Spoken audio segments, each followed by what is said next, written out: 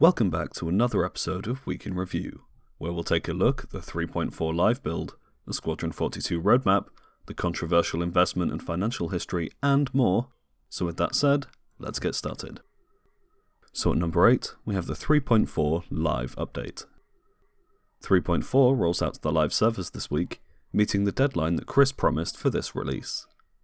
Not only that, we've also received a 3.4.1 patch to address some of the minor bugs that popped up in 3.4. The main 3.4 release adds all of the content shown in the roadmap, finally released and ready to play. The minor patch fixes 11 known bugs that were present, a client crash, and 6 server crashes. There are still 4 known issues, but none of them are game-breaking, and citizens should be able to enjoy this build over Christmas. At number 7, we have the holiday sale and the 3.4 flyable sale.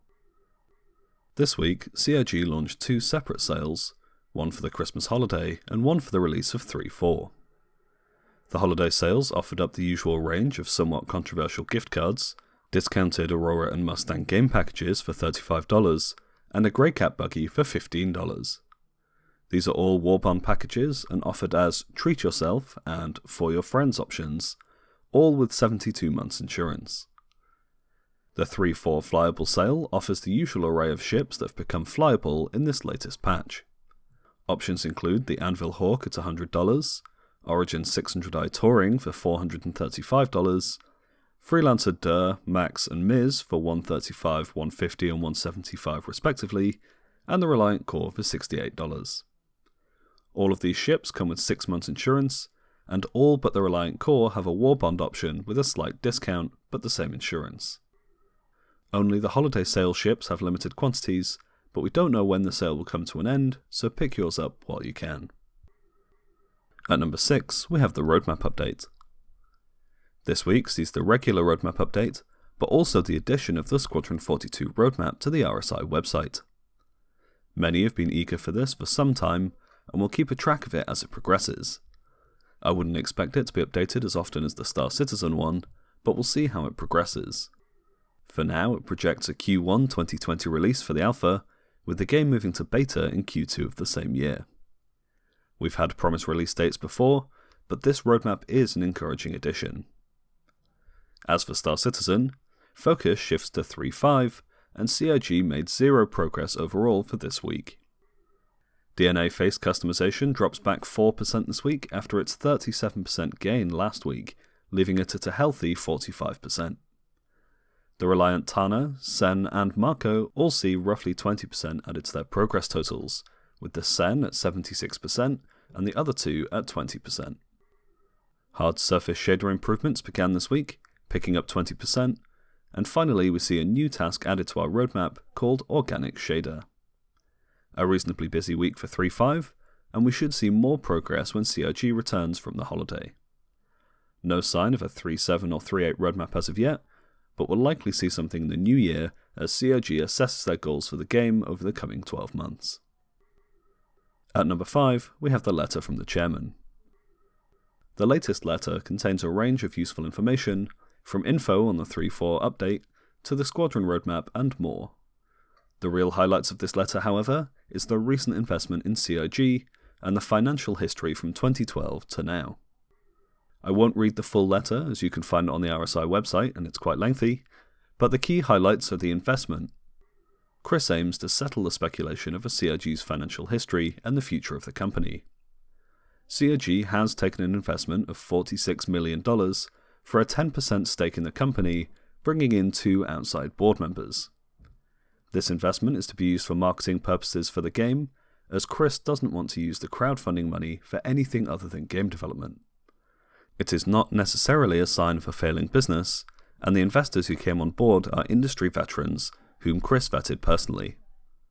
As for the financial history, you can find quite detailed information on the balance sheet of CIG over its 6-year operating history. It is broken down into spending categories and provides a wealth of information on how money was spent and how much is raised on an annual basis. Many are currently speculating on how sustainable the business is, and I won't comment on that here, but you can find the information and form your own opinions. And that's all for the letter from the chairman. You can find the full letter and all of the facts and figures over on the RSI website. At number 4, we have lore content. This week sees the conclusion of the Phantom Bounty series, wrapping up Reese and Mila's chase of the Phantom throughout the verse. If you've been following the story, you'll know the twists and turns involved, and you'll definitely want to check out the thrilling conclusion. If you haven't been following along, it's a very exciting 4-part story, and I'd strongly encourage you go and check it out. At number 3, we have Around the Verse. This week's ATV wrapped up not only the week, but 3-4 in general. After a brief wrap-up of what made its way to the verse, Chris and Sandy moved on to Squadron 42. The team didn't feel happy releasing the roadmap earlier this year, despite previous commitments, but following a lot of work reviewing it and removing spoilers, it's now available on the website. It holds the usual caveats of certain technologies that might not be complete on time, so we might see the current planned date slip back over the coming year. The biggest remaining challenge in Chris's eyes is the AI, as it currently doesn't perform as well as they'd like, and still needs much work. The current target for Squadron is 60 FPS, and Chris is confident that it should be a reachable goal. The roadmap doesn't have names for the chapters to try and avoid spoilers, though they are available online if you're that keen to find them. There are a range of features in the Squadron roadmap that don't currently exist in the PU roadmap, such as swimming, bolting, etc. Chris confirmed these will be reflected onto the Star Citizen roadmap in the new year, lining up with the Squadron dates. And that's all for ATV this week. The Squadron roadmap looks clear, and I'm sure many citizens are as happy as I am to finally see it released. I hope CIG manages to stick to the dates that they've promised. At number 2, we have Reverse the Verse.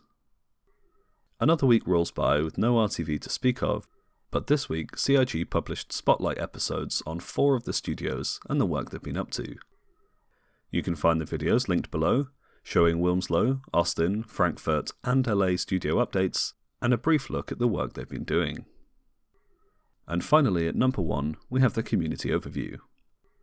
The community are mixed this week, with many being concerned at the recent investment and how it might affect the company in the future, and the rest laying their trust in Chris's decision-making ability and feeling confident he's taking the right business decision.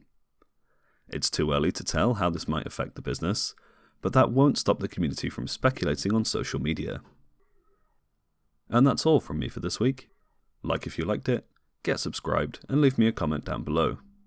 I hope you have a great holiday, and I'll see you in the new year for the next episode of Week in Review.